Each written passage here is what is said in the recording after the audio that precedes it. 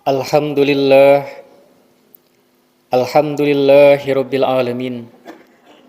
Hadana lihada wa ma kunna linahtadiya laula an hadanallah. Wassalatu wassalamu ala sayyidina Muhammad ibni Abdillah. Allahumma salli wa sallim wa barik wa karrim wa azim ala habibina wa sayyidina wa nabiyina Muhammadin sallallahu alaihi wa alihi wasallam. Asyhadu an la ilaha illallah wahdahu la syarikalah wa asyhadu anna sayyidana Muhammadan abduhu wa rasuluh. Faqad qala Allah azza wa jal fihil kitabihil karim wa huwa asdaqul qailin. A'udzu billahi minasy syaithanir rajim.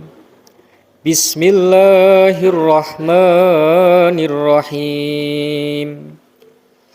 Wa man ahsanu qawlan mimman da'a ila Allahi wa amila shalihan wa qala innani minal muslimin.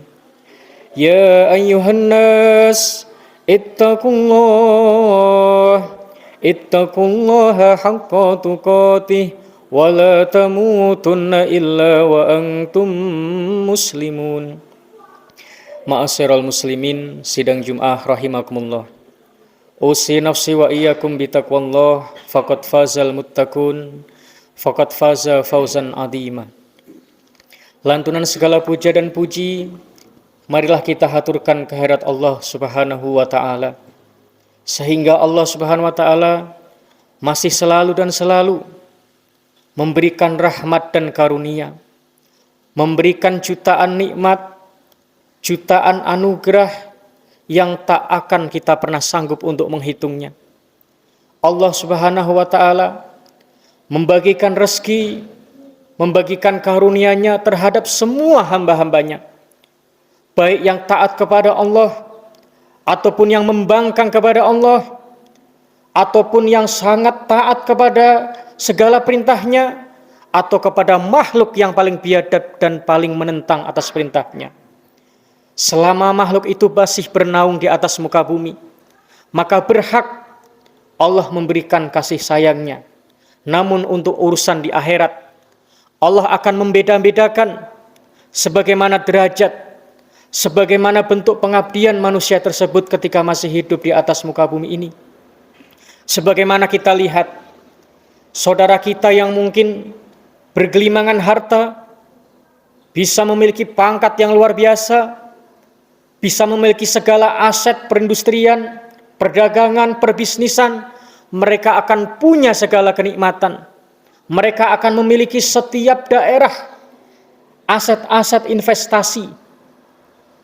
Mereka bisa pergi kemana saja. Mereka bahkan bisa menikmati selama masih diberikan umur dan kesehatan. Namun ketika sudah terbujur kaku, mungkin kita sakit, atau mungkin kita mendapatkan musibah, maka baru disitulah kita sadar, ternyata nikmat umur sangat luar biasa. Ternyata nikmat sehat lebih luar biasa.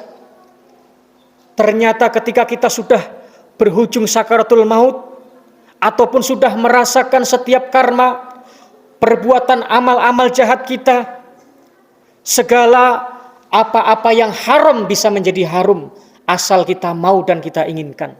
Disitulah nikmat iman dan Islam yang paling di atas segala-galanya. Bertakwalah kepada Allah. Takwa dalam arti bukan hanya kita kesana kemari, memakai baju syar'i, bukan. Takwa dalam arti bukan berarti kita setiap langkah sedikit-sedikit insya Allah, masya Allah, tasbih, bukan. Namun takwa yang sebenar-benarnya, orang yang menempatkan keimanannya, mengkosongkan segala hatinya, pikirannya, kecuali untuk mengabdi, menghamba kepada Allah Subhanahu wa ta'ala. Namun ketika segala yang ada kita aplikasikan terhadap segala urusan dunia, maka mungkin nampak kecil, nampak remeh urusan akhirat.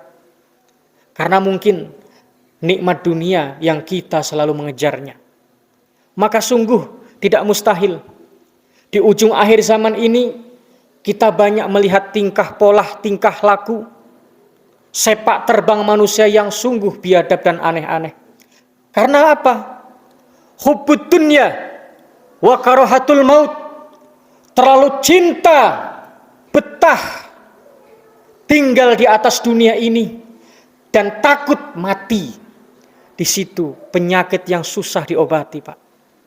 Berapa juta dokter yang kita panggil, berapa juta ulama kita minta doa. Kalau penyakit tersebut belum kita bersihkan, belum kita perbaiki, maka kita tidak akan pernah bisa sadar, pernah akan bisa merasa kita ini di dunia itu cuman mampir. Sebagaimana kita mampir di tempat warung makan yang harus cepat kita tunaikan apa yang kita makan, kita minum, harus bergegas kita memasuki mobil perjalanan untuk menuju kampung halaman yang sehakikinya. Tapi nyatanya tidak. Bahkan kita lihat segala kejahatan yang sangat masif, segala birokrasinya sudah lebih kotor, segala perdagangannya, saingannya tidak sehat. Secara instansi kepemerintahan sudah lebih bobrok dan biadab. Secara politik lebih jahanam dan sangat luar biasa. Dan semuanya kemaksiatan yang nampak ataupun yang tidak nampak. Namun ketika orang belum sadar, masih menganggap hal yang wajar. Seakan-akan kita hidup itu tidak ada yang namanya hari akhir.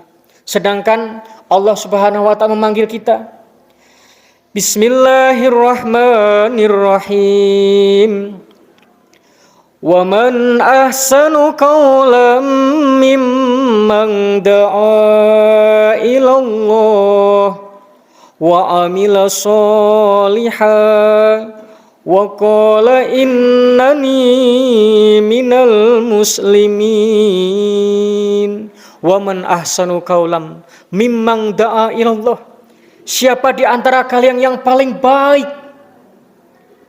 ucapannya dalam mengajak orang mendekatkan diri kepada Allah Subhanahu wa ta'ala dan untuk beramal soleh sebagai bentuk pembekalan kita menghadapi perjalanan yang sangat jauh.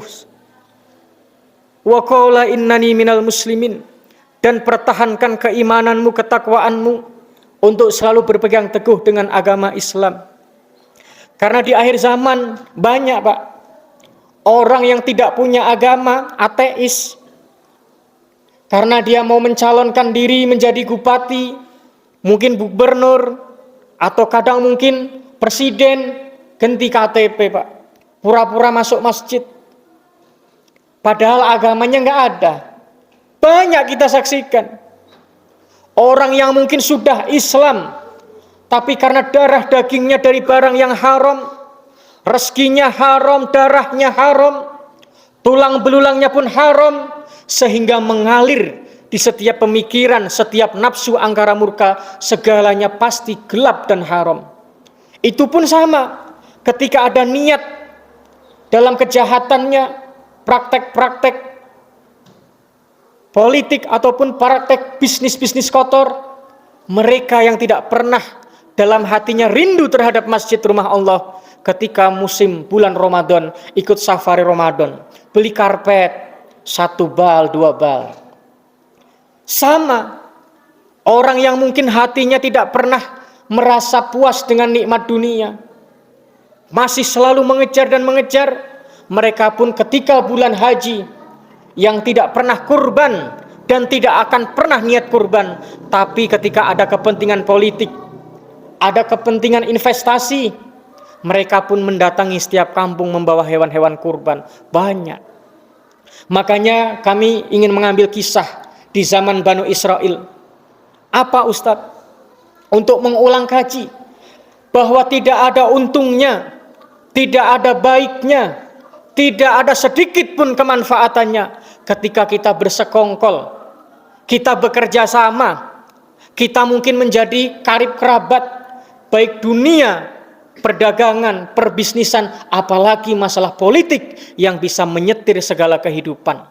Kisah itu kurang lebih ada 5 orang bersumpah setia ingin mencari harta karun. Gurun mereka lalui, gunung mereka daki. Ketika sudah tertatih-tatih, susah payah, berminggu mendapatkan harta karun tersebut, dengan ikrar janji setia yang di awal sudah dinaungkan, akan dibagi 5, 20% satu orang. Namun ketika mereka itu memang orang-orang jahat, di dalam hatinya mengalir darah-darah kotor, maka setiap orang ingin licik membinasakan kawan seperjuangannya. Ketika sudah di depan mata mutiara, zabarjat, jamrud, emas, belau safir, barang-barang surgawi sudah ada di depan matanya, maka yang satu bilang, "Fulan, kamu coba membeli makanan. Cari makanan yang paling enak, karena kita yang akan menjadi sultan di masa yang akan datang. Kita orang paling kaya, kita orang paling hebat." Naam, labbaik, berjalan. Sambil di jalan, dia sudah memikirkan racun apa yang saya aduk di dalam makanan tersebut. Supaya ketika mereka sudah menyantap makanan itu, mereka pun mati, tidak berdaya, sehingga bisa aku membawa kabur makanan tersebut. Yang pertama. Yang kedua, disuruh mencari pelacur yang cantik, yang seksi. Kalau bisa yang masih gadis, untuk pesta seks di malam hari. Orang itu berangkat mencari perempuan yang cantik, yang mungkin tercantik di kota itu. Dia pun bilang sama pelacurnya, "Wahai wanita penghibur malam, nanti kalau malam kamu sudah melayani mereka pesta pora seks, kamu tikam mereka dengan pisau beracun ini. Kita tinggal berdua, kita bagi 2, 50%. Iya, kata perempuan itu. Namun karena mereka pun darah daging yang haram, dilahirkan dari orang-orang yang jahat, orang yang licik, pelacur itu pun punya niat membunuh semua orang yang telah menyewanya, supaya dia menjadi pelacur yang paling hebat dan paling kaya raya di atas muka bumi itu. Yang ketiga, disuruh membeli minuman yang sangat enak. Berjalan sambil dia berpikir, saya akan memberikan racun yang cepat, yang tidak 1 jam mereka pun akan mutah dan akan binasa. Tinggal yang 2, menjaga harta itu. Yang satu bilang, "Si Zaid, wahai kawanku, coba kamu kedok sedikit lagi. Mana tahu ada sisa-sisa bongkahan. Supaya ada tambahan buat kita." Oh ya, turun satu, yang satu di atas, ngambilin gumpalan tanah-tanahnya. Sedang capek, tertatih-tatih nafasnya, ditikam pakai batu besar, langsung dikubur. Yang satu sudah lenyap. Tinggal yang satu menunggu kawan-kawannya. Dia pun sudah meminum supaya malam tidak tidur, supaya bisa berjaga menikam kawan-kawannya. Datanglah rombongan itu, yang membawa pelacur, yang membawa makanan enak, yang membawa minuman lezat, pesta pora. Namun jarak 1 jam gak sampai, mereka mati dengan sia-sia. Karena yang membawa makanan beracun, dia pun sudah minum minuman yang beracun. Yang sudah meminum membawa makanan, dia pun sudah akan ditikam oleh pelacurnya. Belum sempat itu sudah mati semua, Pak. Yang beruntung orang yang tidak punya niat mencari harta karun. Seorang santri, murid daripada para nabi terdahulu yang lewat. Ini kenapa kok semuanya mati di tengah mengelilingi daripada harta karun? Oh, ini orang-orang dajjal, orang biadab, yang mereka punya licik dan setiap mereka memiliki niat untuk membunuh kawannya. Ini pelajaran buat kita. Makanya ketika Islam kuat, tidak melalaikan daripada agamanya sendiri, mereka mau mengamalkan sunnah-sunnah Nabi, insya Allah Islam tidak akan dihina, diinjak-injak, rakyat pun tidak akan dizolimi secara histeris dan sadis. Ketika Islam lalai dengan agamanya sendiri, seakan-akan mereka nggak butuh dengan agama, menjauhi orang-orang soleh, bahkan orang-orang soleh, ulama pun sudah banyak ulama jadi-jadian, pejabatnya pun banyak orang jadi-jadian, pemerintahnya, aparatnya, semuanya 90% sudah diserak uang-uang haram. Kita seakan-akan tidak bakal sadar, yang saya makan, yang menjadi darah daging anak saya, yang menjadi tulang belulang, sumsum anak saya diserap oleh saripati tubuh. Pikirannya pikiran najis, pikiran iblis. Hawa nafsunya pun hawa nafsu binatang yang tidak punya kendali. Na'udzubillah. Disitulah hadirin, kalau kita mau mengkaji, tidak ada untung. Walaupun sekarang kita diserak uang, diserak perempuan, dinaikkan jabatan, suatu saat kita pun akan dibinasakan. Namun ketika kita berteman, menjalin persaudaraan dengan orang-orang soleh, bukan waktu senang kita dikunjungi, malah waktu kesusahan dan kenestapaan kita, mereka lebih rajin mengunjungi kita, menyapa kita, menyantuni kita, mengusap linangan air mata kita. Karena Nabi SAW bersabda, "Qiwamid dunya bi arba'ati asya." Ketika negara, sebuah peradaban manusia ingin diberkahi Allah Subhanahu wa taala, maka amalkanlah, jagalah 4 perkara. Yang pertama, bi ilmil ulama. Dengar nasihat ulama yang soleh, yang lurus, yang mereka niat hidupnya bukan karena mencari investasi, mencari amplop, bukan. Makanya ulama ketika ceramah diatur mau, takut uang 1 juta hilang Pak setiap acara besar. Takut uang 10 juta luar daerah pesawatnya belum. Ini ulama yang sengaja hidupnya mencari makan lewat dakwah. Tapi kalau ulama yang tidak mencari makan lewat dakwah, mereka tidak akan gentar. Allah Subhanahu wa taala yang menjamin rezekinya, keselamatannya. Ketika kita mengikuti ulama yang soleh, maka insya Allah kita akan selamat fiddin wa dunya wal akhirah. Yang kedua, mungkin zaman dahulu yang kedua itu bi'adlil umara, mencari pemimpin yang soleh, yang taat kepada Allah, yang takut mati. Makanya dia beramal soleh dan nahi mungkar. Bukan yang takut mati karena cinta dunia, ini pun ada 2. Namun kalau sekarang dirubah Pak, membutuhkan bisa khawatil agniya. Yang kedua, seorang pengusaha sukses yang dermawan. Karena sekarang kepentingan politisi, pencitraan politik lewat pengusaha, mafia-mafia, oligarki, yang bisa mencalonkan jargon-jargonnya, sehingga mereka bisa merubah amandemen, undang-undang, bisa merubah segalanya lewat orang-orang yang punya bisnis. Makanya sekarang yang kedua, bisa khawatil agniya. Butuh pengusaha yang dermawan, yang kaya raya, yang mementingkan umat dan agama beserta negara. Yang ketiga baru, bi'adlil umara, membutuhkan ulama yang soleh, terutama pemimpin yang jujur, yang dekat kepada ulama. Walaupun dia duduk di singgasana pemerintahan, namun beliau pun fotokopi ulama. Sifatnya, langkahnya, kebijakannya untuk umat, untuk rakyat, bukan untuk olong merat. Walaupun kita tidak mendapatkan serangan fajar, tapi insya Allah panganan murah, sandang pangan tercukupi. Ada orang bilang, "Ustadz, saya udah tua, saya cukup ibadah." Bagus, saya bilang. "Saya cukup nanam-nanam aja lah Ustadz." Bagus Pak, selama Bapak nggak mencuri, nggak memakan hak orang, nggak menipu, nggak memakan warisan yang haram saudara kita. Tapi kalau Bapak lalaikan agama, lalaikan kepentingan politik, ekonomi Islam, maka Bapak pun akan menyesal dan akan kelaparan dan menangis. Kenapa gitu Ustadz? Karena ketika Bapak panen pupuk yang sedemikian mahal, tenaga yang sudah kita habiskan untuk merawat tanaman kita, tiba-tiba dari orang yang berkuasa, pemerintah, impor kacang merah, kacang kuning, kacang tanah, kacang hijau, segalanya diimpor, tempat kita tidak ada harga. Itu harus kita tahu. Walaupun kita berbangga belanja ke toko-toko yang sangat bagus, tapi ketika kita melalaikan ekonomi Islam terhadap saudara kita, maka kita pun akan rugi saudaraku. Mereka ketika masih ada lawan bisa lebih murah toko-toko Cina.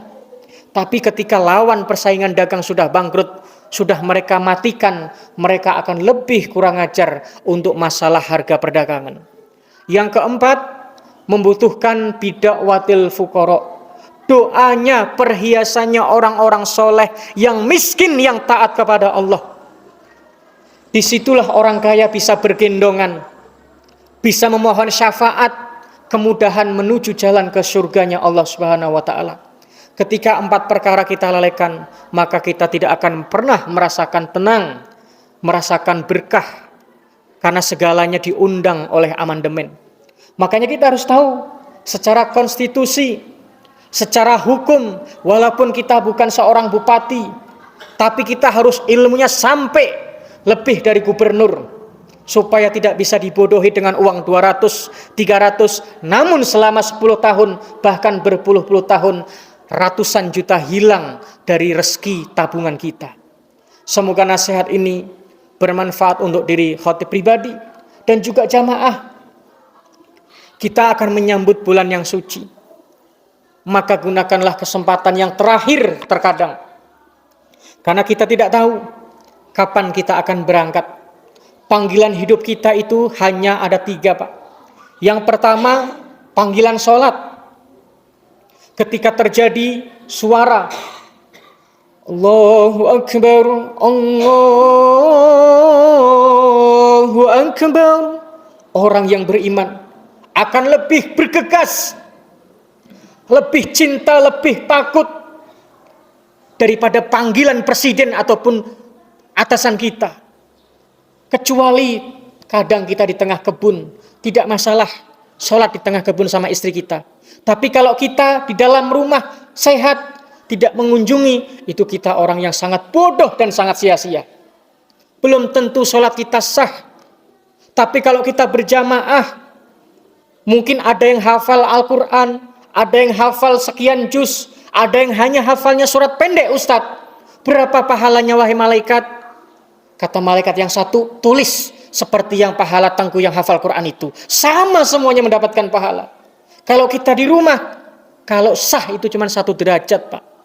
Tapi kalau kita di masjid, oh si fulan 10%, si fulin 35%, ustadz ini 45%, ustadz itu 85%. Ditanya sama malaikat, kita kasih berapa? Samakan terus 85. Itu keberkahan jamaah.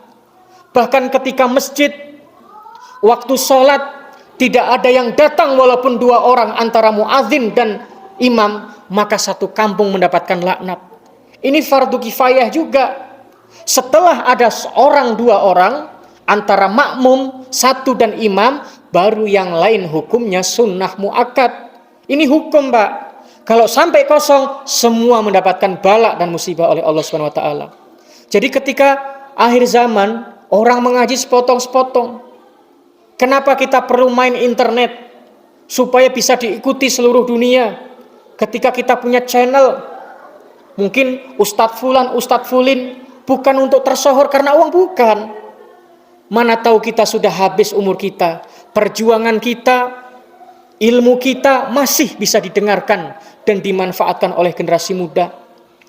Seperti saya punya channel Gus Muhammad Subhi, itu semerta-merta saya kepingin punya andil dalam agama dan negara. Bukan karena pingin dapat gaji dari YouTube, bukan. Karena di dalam setiap lembaga, kalau tidak ada uang, tidak cepat, Pak. Makanya kita harus tahu, mana tahu Ramadan ini, Ramadan terakhir kali kita, supaya kita tingkatkan dari segala amal-amal yang baik, kita bersihkan daripada setiap amal-amal yang jelek. Semoga kita ditutup oleh Allah Subhanahu wa taala dalam keadaan husnul khotimah, dalam keadaan tidak mendapatkan fitnah, baik fitnah dunia, fitnah kubur, ataupun fitnah-fitnah di alam yang lain. Barakallahu li wa lakum fil Qur'anil azim wa naf'ani wa iyyakum bima fihi minal ayati wa dzikril hakim wa taqabbala minni wa minkum tilawatahu innahu huwas samiul alim.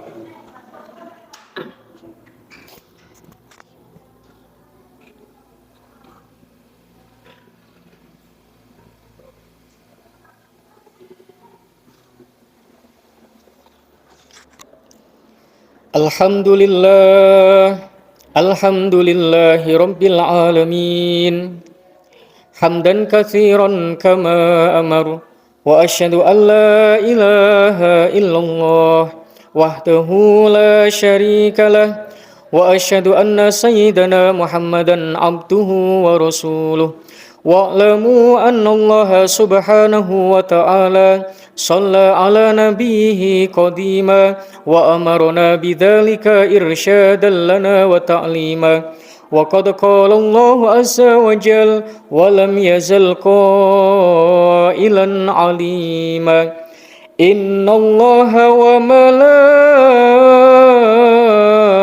وملائكته يصلون على النبي يا أيها الذين آمنوا صلوا عليه وسلموا تسليما لبيك اللهم لبيك لبيك اللهم لبيك لبيك اللهم لبيك اللهم صل على سيدنا محمد وعلى آل سيدنا محمد يا أيها الناس اتقوا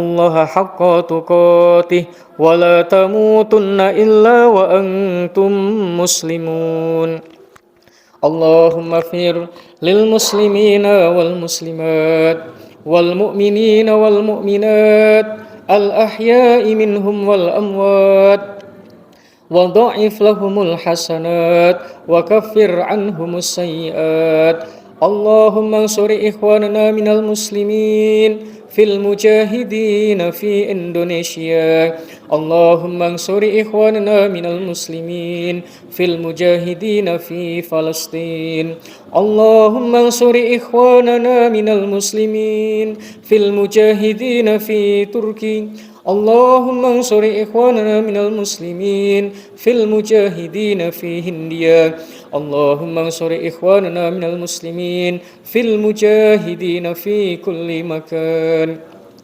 اللهم اكشف عنا الغلاء والبلاء والوباء والفحشاء والمنكر والبغي والسيوف المختلفة ما ظهر منها وما بطن من بلدنا هذا خاصة ومن بلدان المسلمين عامة إنك على كل شيء قدير اللهم إنا نستحفظك ونستودعك أدياننا وأبدنا وأنفسنا وأهلنا وأموالنا وكل شيء أعطيتنا اللهم اجعلنا وإياهم في كنافك وأمانك وإيادك وجوارك من كل شيطان مريد وجبار عنيد وذي عين وذي بغي ومن شر ذي شر إنك على كل شيء قدير اللهم جملنا بالعافية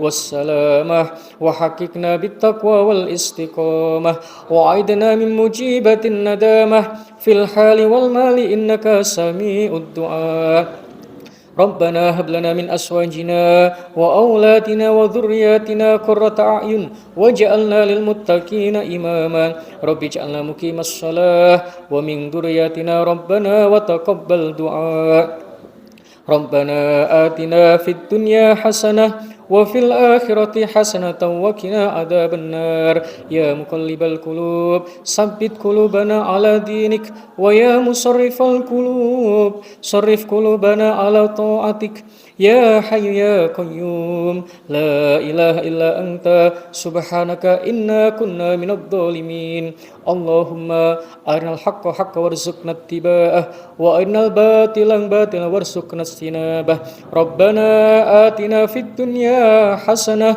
وفي الآخرة حسنة وقنا عذاب النار وادخلنا الجنة يا عزيز يا غفار يا ستار يا رب العالمين وصلى الله على خير خلقه سيدنا ونبينا محمد النبي الأمي وعلى آله وصحبه وبارك وسلم سبحانك اللهم وتحياتهم فيها سلام وآخر دعوانا أن الحمد لله رب العالمين قبول الله